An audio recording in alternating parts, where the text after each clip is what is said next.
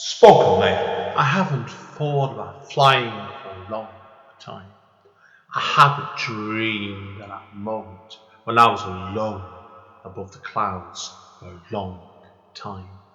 I haven't dreamed of waking up in a room surrounded in blue and green grass for more years than I could dream of remembering. I haven't walked back into the past or scratched on the doors of my origins, where it all came from, since I held up that cape for the last time. Return to Cape Town 10th Year Anniversary Edition is a revised version of Andy N's first poetry book. The book can be purchased from Amazon and it contains numerous additional material. Spokenly. Hi, it's Andy Ann from Spoken Label. Spoken Label was originally set up at the beginning of 2016, and Records Show it started off really as a one-off podcast chatting to writers, poets and artists.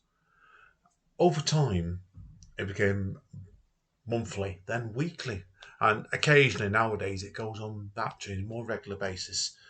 To date, I've done over 330 sessions, and I'm always looking for new poets, writers, artists, singer-songwriters, general interesting creative people to come onto the podcast. You can find this on all the usual networks over Apple, iTunes, Spotify, Podbean, Podbay, and dozens of others. But it does have a central database of spoken label, which is all one word, .bandcamp.com. Obviously now, to help me with the running costs of this podcast, I'm always grateful for any kind of donation to assist me with it. You can either do the donation through the Bandcamp page by putting in a fee to download one of the free podcasts, or send it over to my PayPal to aen1mpo at yahoo.co.uk. My email address again is aen1mpo at yahoo.co.uk. Enjoy the podcast. Take care. Bye. Spokenly. Obviously, start us off for tonight, then. Everybody, make Dee Dickens a welcome. Okay, I've been looking forward to this for a while. Hello, welcome to Ash's launch, and I could not be happier to be here. It took a long while to get the book out and to get everything ready, but yeah, I'm very, very proud of the person they are. And just a quick reminder that Ash's pronouns are they, them. My pronouns are she, they. I think it might be nice to announce pronouns as we go through it. So I've got 3 poems for you. Uno, dos, tres. Tres poemes para ti. Is that right? I'm learning. Ash is nodding. Ash speaks more Spanish than I do, even though they deny it. And I'm but a learner in case Pedro Pascal turns up in Wales. So I've got 3 poems for you. 2 of them are brand new and not been performed anywhere. So they might be a little rough, warn you. And one of them is one that I write and always associate with Ash whenever I read it anyway. So the first one is about chronic illness, specifically about having a partner who cares for you and coming to grips with that and coming to terms with it. So this is a chronic apology to my love. We meet and my feet fleet run to you. You're my person, my 11, my reason to no longer need religion. Heaven has eyes of honey shot through with cinnamon. And we fall into love, into bed, into the complacency that uses I love you as shorthand for I'll see you later. Then I get sick. And the tick, tick, tick is an internal clock counting down to when you leave. It's distracting me. And for the longest time, I don't notice you've stayed. And you stayed and joked that my bar was so low you could jump over it. And you held me while I cried, apologizing for underestimating you.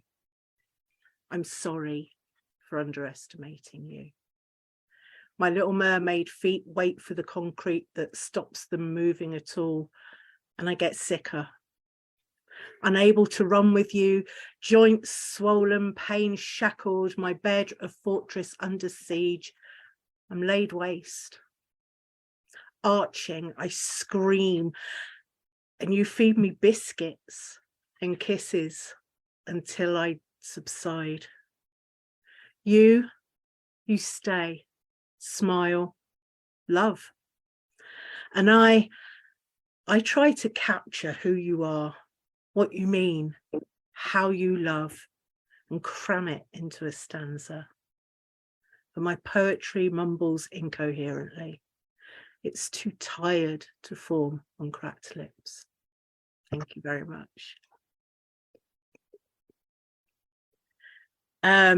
Thank you, Kathy. Always has something lovely to say to me when I read.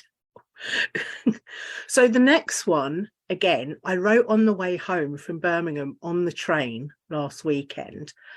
And it's, thank you, Andy. And it's called Angel of New Street Station, because the guy who was the passenger assistance blokey was absolutely wonderful. We had quite the chat. My whole team was with me and we had quite the laugh, and we're letting off some steam after a big competition, you know how it is. And he made what can feel quite a vulnerable experience actually really good. So this is the Angel of New Street Station. It starts with an epigraph, and Munir is an Arabic name for boys, and it means bright, luminous or shining. He smiles while he apologizes for the delay, as if he hadn't just delivered a woman with salt glazed eyes and a bull-shaped ankle to the sanctuary that is customer information. We bond waiting for the lift. He gets it when we take the piss out of slam poetry and shout and go quiet. He's a fan of literature. He quotes Hamlet as if it's his native tongue. It isn't. I ask him where he's from, and a smile replies Yemen, though he has lived all over the Middle East, and I greet him in informal Arabic. We speak about how he now lives in Brum because of an oil well that nobody knew they had. I tell him that I live on a mountain, and he tells me about his, surrounding his village of shared suppers under lights they only had after dark when they switched the generator on. For what need have they for electricity in daylight? He tells us to Google it. It is more beautiful than I have words for. Home deserves to be more than a cliche. So I tell him I will write a poem for him. I ask him for his name and he tells me it's a strange one, shows me the spelling on his ID badge. Munir. Your name is not strange, not impossible to pronounce for tongues that would be quick to correct words like maypole, whirligig, or orchard. When I said people should get over themselves, your laugh fulfilled the promise of your name. Thank you. So yeah, I'm trying to get that poem to Munir, but I've now tracked down the phone number for New Street Station passenger assistance. So watch out, you'll be getting it. And my last one that I'm doing today is called In Answer to the Question, What's Your Gender? And I say that I think of Ash every time I read this or think about it. Because without them, I probably wouldn't have questioned mine. I knew that I wasn't quite woman. I'm what you get if you order woman off Wish, but I wasn't quite sure what that meant. And Ash taking up that non-binary place has allowed me to enter it too. So thank you. Gracias, amigo. So this is in answer to the question, what is your gender? My gender is Greta Garbo in a suit. My gender sings Non, je ne regrette rien with a cigarette between extended fingers. My gender is Joan Jett loving rock and roll and leaning against a jukebox. My gender is the cute girl with the short hair wearing dinosaur dungarees. My gender bounces as it walks down the road and trips over its own shadow, for my gender is also dyspraxic. My gender is a boy singing alone to the radio, hitting all the high notes while his mum grins and sings along. My gender is dirt under my nails and my hair in pink rollers. My gender hides behind makeup and leaves red lipstick on mugs. My gender is Ruby Rose in Batwoman. My sexuality is Ruby Rose in Batwoman. I mean, have you seen Ruby Rose in Batwoman? I digress. My gender is found in the silver of the moon. No, the yellow of the sun. No, the purple of an iris. My gender is the sound of the sea and a stream and a tap dripping. My gender is Gal Gadot, but without the hatred of Palestine. It's a Dior dress found in a charity shop, but worn with shit kicker boots, because no space is ever completely safe, right? My gender is a homemade binder that bruises what it cannot hide. My gender is overgrown facial hair, a shaved head, aviator sunglasses, black lipstick and yellow fingernails. My gender is a pink wig, a band tee and false eyelashes.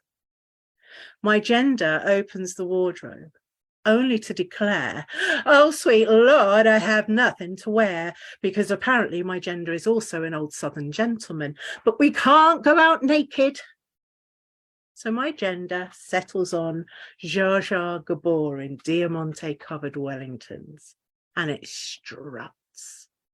My gender flounces, admiring itself in shop windows. My gender is fierce, and it blazes a trail, believes there is no such thing as overdressed.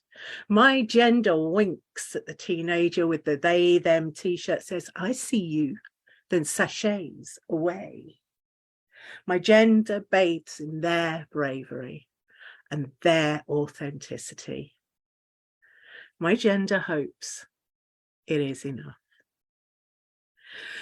Thank you very much, and I hope you enjoy the rest of the night with Ashley, and yes, I'm absolutely certain you will. Spoken Label.